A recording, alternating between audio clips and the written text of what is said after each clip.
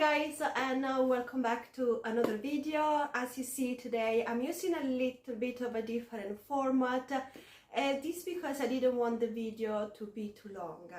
So if I was going to film the introduction and then an entire video and then the conclusion, it was going to take so long because I had like 6-hour footage to edit into a 18 minutes video, so I didn't want to add anything else to it. Welcome to the art of ETA. In today's video we are going to draw, as you see, 100 head. I wanted to do this challenge for so long. I always been fascinated by it, and I was watching other YouTubers doing it, and I really wanted to be involved in this, but I never got around to do it. Having very little time at the moment. As you guys know, I have a 1.5-year-old boy, so I have a very little time on my head, but somehow I managed to do it this time. And the rule for it is to split your 100 head in 10 days, and I get to do 10 head a day for 10 days, getting 100 head. I have to be honest, I didn't really stick to the rule, because some days I managed to do a little bit more, some days I managed to do a little bit less. Like, to just get around to finish day one, it took me actually 3 days. That's how little time I had, but I think it was just about getting in the habit of it, because then I went quite fast in the following days. So also I'm very happy that I joined this challenge, because I got to use this massive sketchbook. I had this sketchbook for years, but as I said already in the past, big sketchbook intimidate me. Having so much to fill up really scared the heck out of me, but somehow this was the perfect size for this challenge, so that I get to put 10 heads in one page. So I was really happy to finally get to use this sketchbook that is so old now and so dusty, and I really want to get to the end of it, but I have so many pages left, so I may embrace more challenges in the future. So happy to do that. Also, I want to say that for the first 4 days of this challenge, I use a website called Unsplash as a reference picture. I took reference from pictures that were there, so the first 4 days are actually faces of real people. But after day 4, I needed to speed the things up a little bit, so I decided to give up going through reference and just use my own imagination. And yeah, I will tell you in the end what I learned from this challenge. I just want to go through, and I have my notes here, how I proceed day by day, and then I'll tell you a little bit what I learned from this experience that I highly recommend to do as well and be involved if you want to. So yes, I have to check my note because otherwise I'm missing pieces. If you don't like to watch the entire video, that's okay. You can go to the very last couple of minutes and just check out the picture that I put to let you see the final result. So you will see the 10 different pages picture, so you actually get to see one by one the entire page and how it looks. Okay, so let me tell you a little bit about my process. For the very first page, I went safe. I went with just a sketching pencil, and I kept it very simple, because despite me loving to do portrait and drawing picture. I just didn't have the time to give myself to art in the last decades or so. So I'm sort of coming back to art right now. So everything for me is new, everything is at the beginning level. So I have to learn to draw faces from scratch. So as you see also in the first page, I outline the base structure of the face, the circle and the jawline, and signing the eyeline and the eyebrow line, so that I know the proportion, I know where everything is. And this is why it took me a little bit longer on the first page, because I was drawing every single line, and it took a bit of time, and then try to add as many details as possible. And this was possible because I was using a sketching pencil.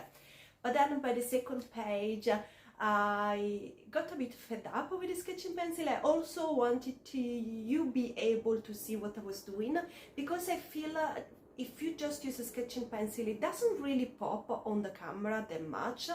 And so yeah, you may see something vague, but you don't really get to see the detail.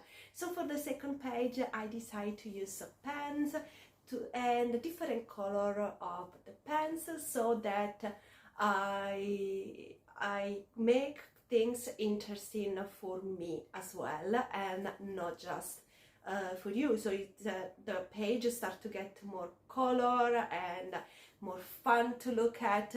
And also I went a little bit faster, because I start to draw just the circle and the jawline, and not having any line in between, because by now I knew where it was, and I will visualize that. The eyeline was super important for me to visualize, because it was where I always start. I always start with the eyes. For some reason, I'm always starting with the left eye and then moving to the right eye, and discovering that it's so challenging to do the second eye. But yeah, apart from that, I also realized that it was a bit harder for me to add detail and to fix after myself. Because with the sketching pencil, you take the eraser and you fix the line that went a bit out of order. But once you're using a pen, you cannot do that. So yes, many lines that I really wish I was able to remove, they had to stay there. So the draw doesn't look as pretty. Some of them are, some of them not so much, but yeah, that was something I actually was happy about it, because it forced you to embrace imperfection, and it forced you to somehow learn to get it right the first time, because there's no a do-over. So it's a challenge inside the challenge. So I love to be able to use different medium. That's why I kept changing it. And when we get to day 3, I start to use a color pencil, because I wanted to experience creating face, not just creating face, but creating face with different medium.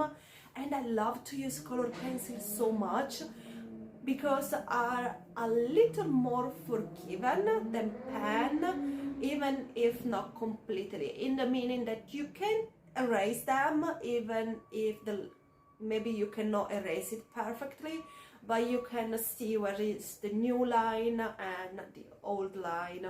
So it's a little bit more forgiven, and I was happy with that. But then we got to day 4, and I think day 4 is my absolute worst. Honestly, I decided to use markers, and as you see, the heads are not that big, and the markers have I use Crayola markers, and they have a thick nib, which means on such a small scale, it was terrible. It just was terrible. You guys seen it. It just look horrible. Don't judge me on that. It's my least favorite page as well. But as I said, markers and pens, I'm really not forgiving at all. So you cannot erase them. You go with the flow. What you get in is what you get in, and there's no do-over. So yeah, it's that. Then we move to day 5, and this is where I took my box of wonder. That's how I like to call it. I'll show you actually. I have this huge box that is full with everything, every single type of color and medium, not paint, but you have markers, you have a pencil, you have Sharpies and Crayola, and you have a kids pencil and kids markers and color pencil, and you have this twistable pencil and stuff that you never seen before. And I managed to get my hands on it thanks to Vinted, which is a second-hand website. And this is another twistable color pencil, and the lady was selling a box full of art supply for like £2.50, and I bought it, and I got all this goodness. If you guys want to see in the detail what's inside, I'm happy to make a video for you. But yeah, like I decided to just start to grab things from here, and like this Stabilo pen, and just increase my creativity with it. Yeah, so I use a mixed media and also a mixed color for page 5. Then I went to page 6 and decided to like do a one color challenge. So I kept challenging myself to keep things interesting, because that's the thing about me. If I do the same exact thing over and over, I tend to get quickly bored. That's I know it's really flaw in my personality, and yeah, I would love to say I'm trying to work on it, but no, I just try to make things interesting for me by keep challenging myself with something new. And I did a one color challenge, and the first color was the green, so I took a different medium and different shades of green to create this wonderful page 6. Then I went to page 7 and I did a pink page, but I'm not showing you the process because I didn't film it. I was trying to go faster that day. And as you see by page 8, yes, by page 8, you will see kind of a dark environment. And this is because of the morning I woke up at 3 a.m. My baby is a very bad sleeper, and some morning I just give up and I wake up crazy hour. So I decided to film and draw at 3 in the morning, and I didn't want to have a strong light, of course, because I didn't want to wake up anybody else. So that's why it's a bit dark until the light came out around 5 in the morning. Yeah, and I spent 3 hours in the morning just finishing the last 3 pages in one day. It was so funny, honestly. It looked crazy, but it was so funny. So that's why it's a bit dark at page 8.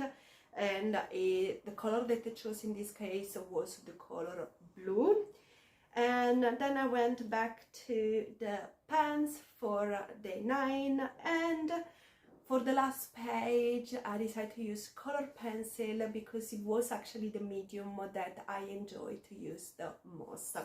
So guys, let me know what do you think of my drawing down in the comment.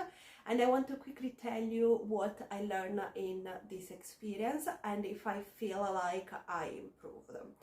There has been a wonderful result, and this surprised me so much. I learned to draw circle. by my 100 circle of the head structure, I was so good. Honestly, I was doing a circle super quickly and it was perfect or nearly perfect.